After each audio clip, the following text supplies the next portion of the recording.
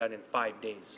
Questions and comments? The honourable member for Sherwood Park, Fort Saskatchewan. Thank you, Mr. Speaker. The member just said that just because you say it doesn't make it true. And he's right about that. Now, that member told us that apparently there's no association between use of marijuana and a more violent state. I want to read to him from, this is Chronic Toxicology of Cannabis is the name of the article.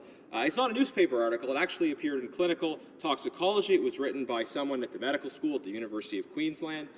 He writes, several studies from diverse cultures have confirmed the elevated risk of psychosis and schizophrenia spectrum disorders following high levels of cannabis use, particularly when cannabis consumption has commenced at a young age. He says later on, although the psychoneurological effects of cannabis are usually stereotypically characterized as a depressant, both its use and the withdrawal state are accompanied frequently by psychomotor agitation, which has been implicated causally with interpersonal violence. Interestingly, in a series of forensic examinations of suicide, cannabis use was associated with the most violent means of death, particularly severe motor vehicle accidents.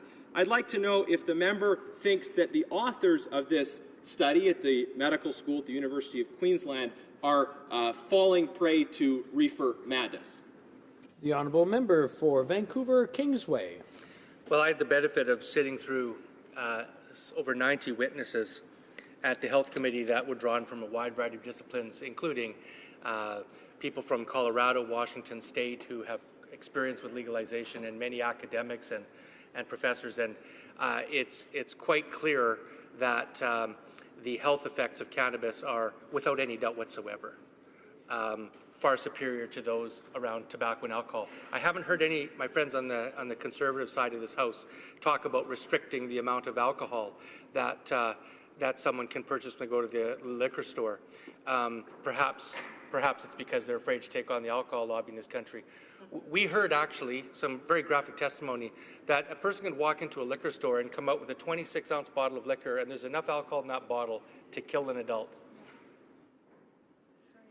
But there's no limits on how many bottles of alcohol someone can walk out of the house on that. With tobacco, of course, is a carcinogen. The Conservatives are opposed to plain packaging for tobacco, and a policy I laud the Liberal government for pursuing in this House and long overdue. Why didn't the Conservatives, after 10 years, pursue plain packaging on tobacco when it's a carcinogen that's addictive and kills our children? I'm not so sure why they would do that. But I will say this, in answer to this question, the research is overwhelming that cannabis is a relatively benign substance. It does have some health impacts that need to be studied for sure. But in terms of what he's talking about, there's a great question about causation versus correlation. We don't know if young people that use cannabis at a young age and develop psychosis, whether they develop psychosis as a result of cannabis use or whether they're seeking to use cannabis use as a way of dealing with their psychosis.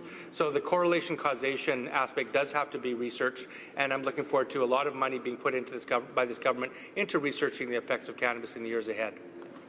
Questions and comments? The honourable member for